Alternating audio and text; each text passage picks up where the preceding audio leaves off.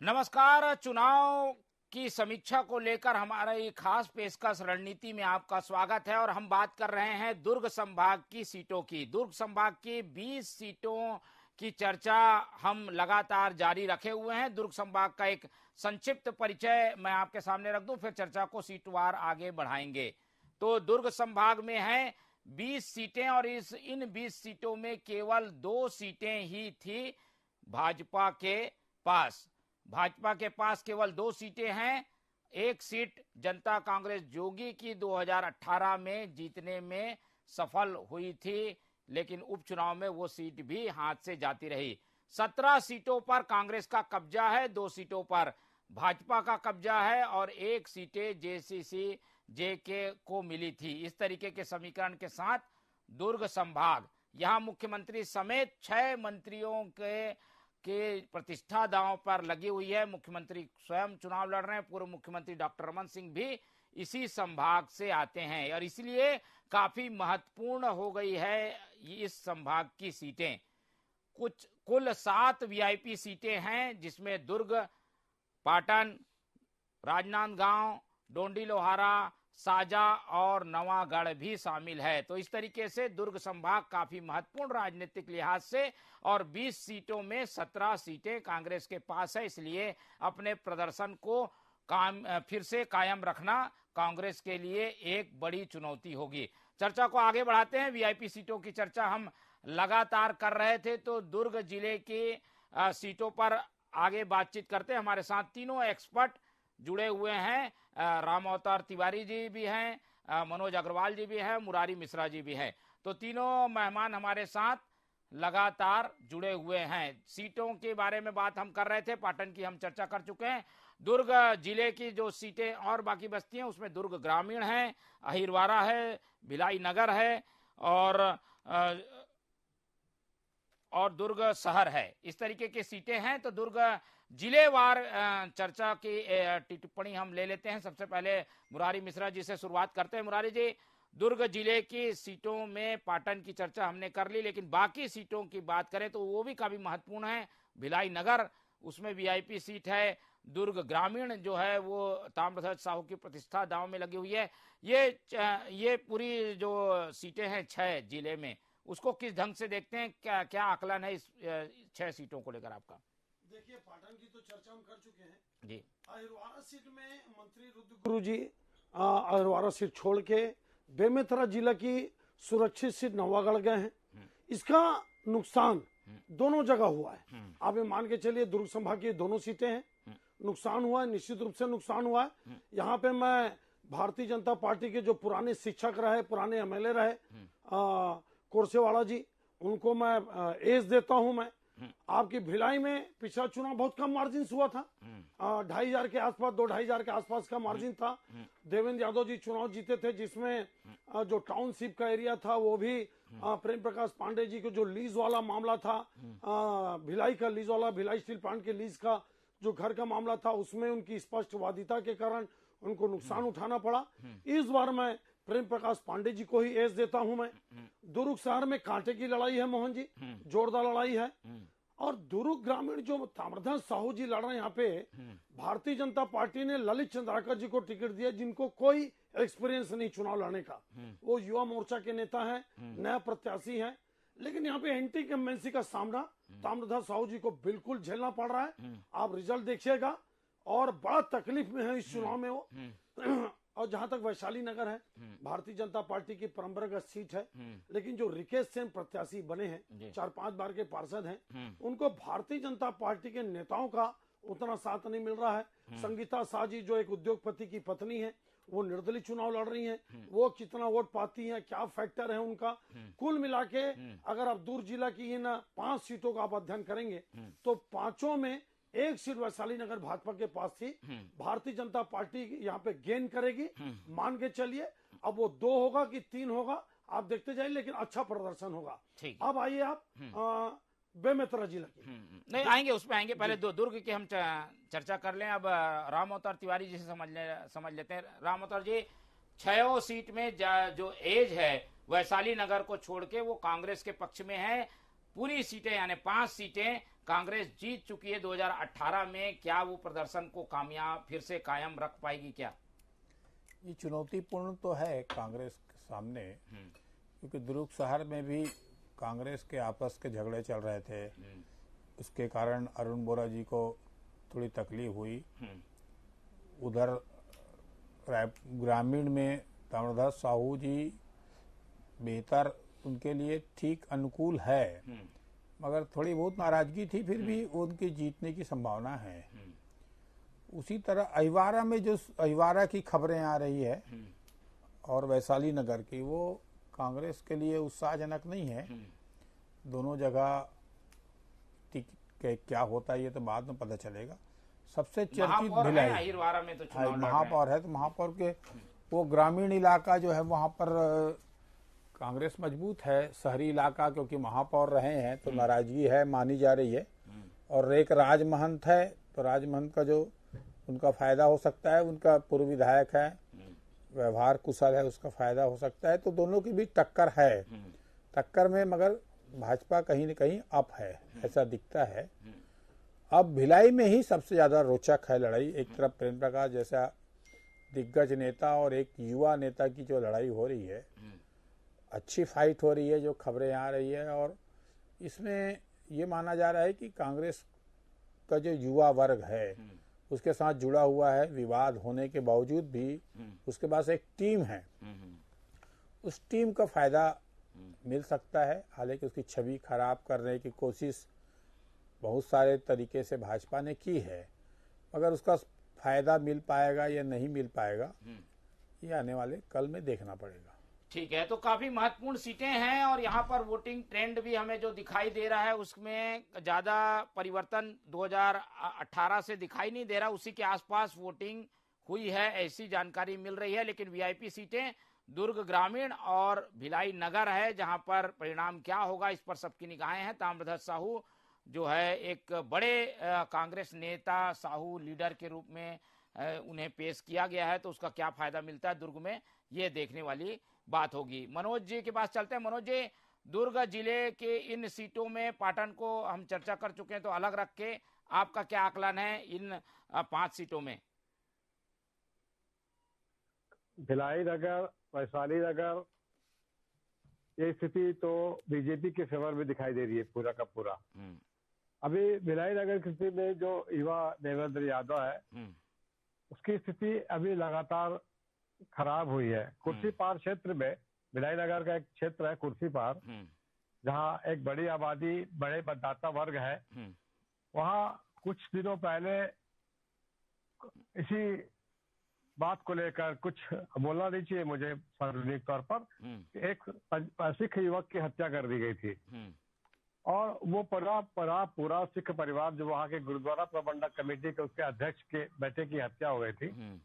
और सिर्फ इतनी बात के लिए रहते, वो क्रिकेट मैच देख रहा था। उस क्रिकेट मैच में भारत और पाकिस्तान के बीच मैच चला था। जी। उसी दरमियान हत्या हुई थी। तो दिक्कत ये हुई है कि उससे वहाँ का माहौल गड़बड़ा गया। और अभी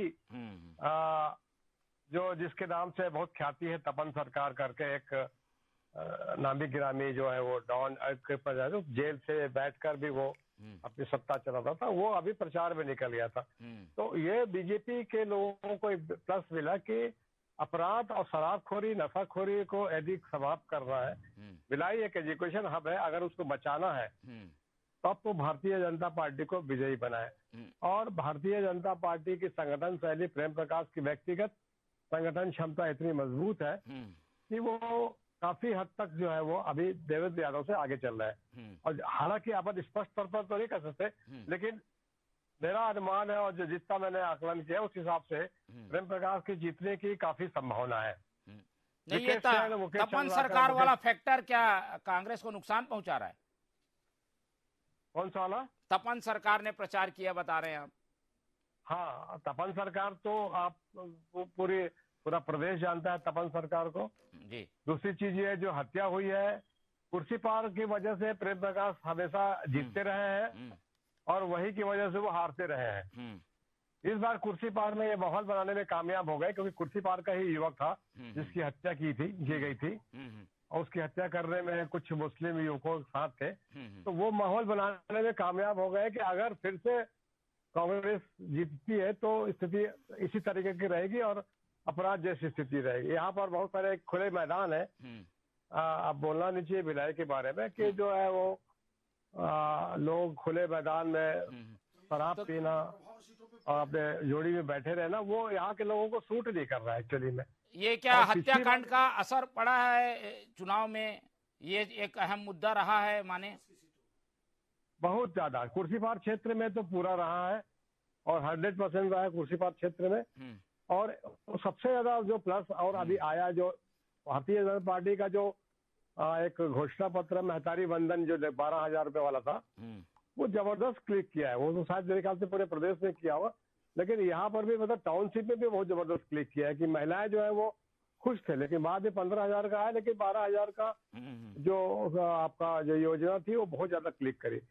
पार्टिकुलर भिलाई विधानसभा में जो कुर्सीपार क्षेत्र है, जो प्रेम प्रकाश को कभी हराता रहा कभी जिताता रहा, तो प्रेम प्रकाश अभी जो हत्या हुई है वो बहुत ज्यादा फायदेमंद पहुंचाएगा भारतीय जनता पार्टी को। ये मेरा एकदम स्पष्ट अनुमान है। ठीक है, तो यहाँ पर भी ध्रुवीकरण का दांव एक बार खेला गया है, लेकिन इसे जनता कितना स्वीकार करती है ये देखना महत्वपूर्ण होगा, क्योंकि भिलाई को मिनी भारत भी कहा जाता है। तो सब तरीके के लोग हैं, मुस्लिम वोटर भी हैं, हिंदू भी हैं, तो सब तरह के लोग हैं, उत्तर भारतीय हैं, दक्षिण भारतीय भी हैं। तो कई तरीके के समीकरण के साथ ये पूरा जो क्षेत्र है वो हमें चुनावी युद्ध में देखने को मिला है। परिणाम क्या होगा ये तो जनता तय करेगी। फिलहाल अब आगे बढ़ते हैं जिलेवार चर्चा में। आगे राजनांदगांव के आसपास की जो सीटें हैं उसको एक साथ हम मिलाकर एक कंपाइल जिले के रूप में चर्चा करेंगे तो ज्यादा अच्छे से बता पाएंगे। राजनांदगांव सीट की चर्चा हम कर चुके हैं। अब इस पूरे क्षेत्र के अंतर्गत आने वाले जो 2 और जिले हैं उन्हें मिलाकर चर्चा करते हैं। तो खैरागढ़ भी एक जिला बन चुका है, अंबागढ़ चौकी भी एक जिला बन चुका है, तो उसे राजनांदगांव के साथ जोड़कर चर्चा की शुरुआत करते हैं। सबसे पहले हम राम अवतार तिवारी जी से ही टिप्पणी ले लेते हैं। इस पूरे क्षेत्र में करीब 6 सीटें हैं। इन सीटों में केवल एक सीट जो है वो बीजेपी के पास थी। क्या इसमें कुछ गेन करेगी क्या बीजेपी? वहां पर जो मुद्दा उसने उठाने की कोशिश की है, क्या लगता है राम अवतार जी? एक सीट जैसा ये विक्रांत और यशोदा वर्मा का आ रहा है, इसमें ये माना जा रहा है कि वहाँ पर लोधी प्रभावशाली थे, तो वहाँ इसलिए विक्रांत एक अच्छा युवा होने के बावजूद भी कमजोर साबित हुए हैं और एकजुटता हुई है। उसी तरह डोंगर गांव में दलेश्वर साहू और भरत वर्मा लड़े। यहाँ पर भाजपा ने लोधी काट खेलने के लिए भरत वर्मा को दिया है, मगर जो साहू जी हैं वो सक्रिय हैं पहले से और वो नांदगांव में रहते हैं, तो उतना प्रभावशाली नहीं रहा ये कहा जाता है। तो वहाँ सिटी में एक आध सीट जो उनका सीट है दलेश्वर वो शाह जी का जो राजा थे उनका, तो उस सीटों में एक सीट जो भाजपा वहाँ मजबूत है ये मानी जा रही है। बाकी सीटों में तो जब रमन सिंह 15 साल सीएम थे तब भी कांग्रेस वहाँ गेन करती रही है। तो ऐसी स्थिति में कैसे ये सीटों का समीकरण बनेगा? वहाँ साहू वोटर बहुत हैं, उस इलाके में किसान का इलाका है, कर्जा माफी का इलाका है, तो उन इलाकों में आदिवासी इलाका है, नक्सल प्रभावित इलाके हैं। उन इलाकों में कहाँ तक अंदर तक मुद्दे कौन से थे और कौन से प्रत्याशी ने अपने पक्ष में वोट डलाने में कितनी क्षमता दिखाई थी। वोट आप परसेंटेज अगर देखेंगे तो पिछले से कोई ज्यादा बढ़ा नहीं है, बढ़ा नहीं है बिल्कुल। पिछले बार ही इतना ज्यादा हो गया था कि अब उसको कायम रखना भी मुश्किल हो रहा। 80% वोटिंग हुई है। खैरागढ़ में जैसे वोटिंग ज्यादा हुई है। हाँ, खैरागढ़ में हुई है, मगर डोंगरगढ़ में भी 80 है। हाँ, खैरागढ़ डोंगरगढ़ से कम है। खैरागढ़ डोंगरगढ़ इन सीटों पर जो है एक जगह भाजपा प्रभावशाली थी, एक जगह कांग्रेस थी डोंगरगांव में। तो कई जगह में अलग अलग समीकरण रहे हैं। उस समीकरण के बीच ये माना जा रहा है मोटे तौर पर कि नांदगांव लोकसभा क्षेत्र की पूरी सीटों में 2 जगह बहुत दुर्ग महालपुर मोहल्ला में 2 जगह में ऐसी सीटें हैं वहाँ प्रभावशाली हो सकती है। मतलब सीट भाजपा की बढ़ सकती है, ऐसा अनुमान है। ठीक है, तो एक रमन सिंह की सीट और बाकी गेन करने की स्थिति में बीजेपी दिखाई दे रही है। लेकिन ये वो ध्यान रखने वाली बात ये है कि किसानों वाला इलाका है, किसान काफी यहाँ महत्वपूर्ण है, और इसीलिए डॉक्टर रमन सिंह के क्षेत्र में भी जो पशुपक्षी की स्थिति बनी वो इसीलिए कि क्योंकि किसान वहाँ काफी ज्यादा है। अब टिप्पणी ले लेते हैं मनोज अग्रवाल जी के। मनोज जी, क्या देख रहे हैं ये राजनांदगांव जिले की जो सीटें हैं, राजनांदगांव को छोड़कर डोंगरगांव, डोंगरगढ़, खुज्जी, खैरागढ़, क्या स्थिति आप पाते हैं, क्या आकलन है आपका? खैरागढ़ तो वैसे भी वही लोधी और इन्हीं लोगों का रहा है, कुर्मी बोलते हैं अपन, जो पिछली बार, इस बार जो विक्रांत सिंह को जो टिकट दी है बीजेपी ने, काफी लंबे समय से वो मेरे ख्याल से पालिका नगर पंचायत अध्यक्ष वगैरह कुछ रहे हैं। उनका अप्रोच बहुत अच्छा रहा है शुरू से। जब तो 15 साल जब रमन सिंह जी मुख्यमंत्री थे तो वो अप्रोच उनका पब्लिक के साथ भी अच्छा रहा है। उनको ऐसा नहीं, किसी को ये नहीं लगा कि उनके शायद मेरे ख्याल से रिश्ते में मामा लगते हैं, क्या लगते हैं, ध्यान 11 बजे, तो उनका अप्रोच अच्छा रहा है। मेरे अनुमान से विक्रांत सिंह जो है वो बीजेपी खैरागढ़ को मेरे ख्याल से जीतता है, मेरा अनुमान। क्या जाति का पार कर लेंगे, वो काट निकाल लेंगे? जाति समीकरण में क्या होता है, जाति समीकरण में भी हम नहीं बोल सकते कि साहू है तो 100% साहू जो है वो साहू को दे दे, 100% कुर्मी है तो कुर्मी को दे दे, या तो पति और पत्नी एक दूसरे का कहना नहीं मानते, वहाँ परिस्थितियां दूसरी रहती है। फिर विक्रांत तो जो है वो एक अच्छे राज परिवार से होने के बावजूद, इसके होने के बावजूद, तो उसका अप्रोच बहुत अच्छा रहा है शुरू से आगे तक। दूसरा चीज, आप डोंगरगांव जो भारत वर्मा, देखिए मैं बताऊं, देवराज जो है, और बहुत 24 देवराज जो है जी, रामोतार जी कुछ पूछ रहे हैं। वहां पर सबसे बड़ी बात ये थी कि रमन सिंह परिवार पूरा चुनाव लड़ा है। खुद रमन सिंह जी, उनका भांजा विक्रांत सिंह जी, उनकी भांजी भावना बोहरा, तो ये एक बड़ा मुद्दा परिवारवाद का बना भी। और वो तीनों प्रभावशाली थे, रमन सिंह भी प्रभावशाली थे, विक्रांत भी प्रभावशाली, और भावना भी बहुत अच्छे से काम कर रही थी। विक्रांत जो है नगर पालिका अध्यक्ष था, जिला पंचायत उपाध्यक्ष था, राजनीति को वहां की समझता है, तो और एक युवा, अच्छा युवा है। परंतु वहां पर वोटों का जो समीकरण अगर पिछले 4 चुनाव देखेंगे, चाहे जीतने के जो देवराज सिंह जी चुनाव जीते हों, चाहे उसके पहले जो लोग चुनाव जीते हों, वहां पर अचानक कोमल जंघेल को लाया गया, तो लोधी वोटों का एक नया समीकरण खैरागढ़ में बना। इसके कारण राज परिवार बाहर हो गया एक तरह से राजनीति से, और वहां पर लोधी वर्सेस लोधी की लड़ाई चली है। वो पिछले 3 ट्रेंड देखिए, तो इसके कारण जो है एक अच्छा प्रत्याशी को भी एक संघर्ष और चुनौतियों का सामना करना पड़ा है। बिल्कुल ठीक है, चलिए मुरारी जी से भी टिप्पणी ले लेते हैं। मुरारी जी, ये 6 सीटों में क्या आकलन है आपका? खैरागढ़, डोंगरगांव, डोंगरगढ़, खुज्जी। देखिए, ये राजनांदगांव जिला की, जिसमें खैरागढ़ और आपका अंबागढ़ चौकी जिला को आप शामिल करते हैं जी, तो माँ बमलेश्वरी का पुण्य स्थान है ये। और यहाँ पे निश्चित रूप से कांग्रेस बहुत मजबूत है इन सभी इलाकों में, कहीं कोई दो राय नहीं है। लेकिन खैरागढ़ की जहां तक बात है, खैरागढ़ में पिछला चुनाव लोधी हारे भाई, 2 लोधी लड़े थे, और देवराज सिंह जी आदिवासी होने के साथ साथ वो लोधी नहीं थे, लेकिन वो चुनाव जीते, भले कम वोट से जीते, लेकिन जीते। देखिए, खैरागढ़ का अपना एक तासीर है, लोधी बहुतायत में है लेकिन अन्य समाज के भी वोट है। विक्रांत सिंह लोकप्रिय युवा नेता है, लोग जातिवाद से भी कभी कभी बहुत ज्यादा दुखी होते हैं, और उनको ये लगता है कि दोनों पार्टी लोधी लोधी करती रही अभी तक।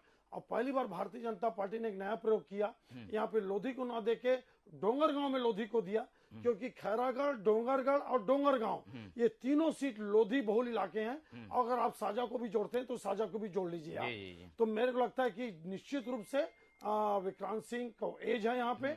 और अगर आप मानते हैं कि खुज्जी विधानसभा, तो खुज्जी में आपको पता है कि यहाँ पे दमदार नेत्री की टिकट कटी विधायक की, आपकी छन्नी साहू जी की, तो यहाँ पे भारतीय जनता पार्टी ने जिला पंचायत अध्यक्ष को टिकट दिया, आपकी गीता घासी साहू को।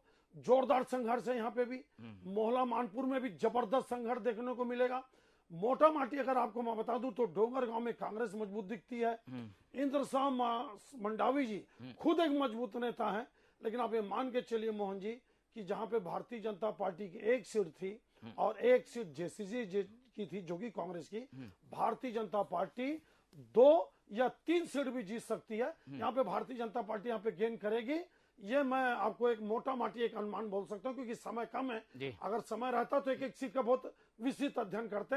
लड़ाई जोरदार है, इसमें दो राय नहीं है। चलिए, तो ये दुर्ग संभाग की प्रमुख सीटों और प्रमुख जिलों पर हमने चर्चा की। समय की कमी है इसलिए ज्यादा विश्लेषण हम नहीं कर पाएंगे, लेकिन कोशिश ये है, हमने जानने की कोशिश जो की है उसमें वोटिंग ट्रेंड किधर रहा है, फैक्टर क्या काम किए हैं, और इस आधार पर जो एक विश्लेषण आया है उसको हमने अपने दर्शकों के सामने रखा है। अगली बार फिर नए संभाग के साथ आपसे होगी मुलाकात। फिलहाल हमें दीजिए इजाजत। इस पूरी चर्चा में हमारे साथ जो मेहमान जुड़े उनका हम करते हैं बहुत धन्यवाद।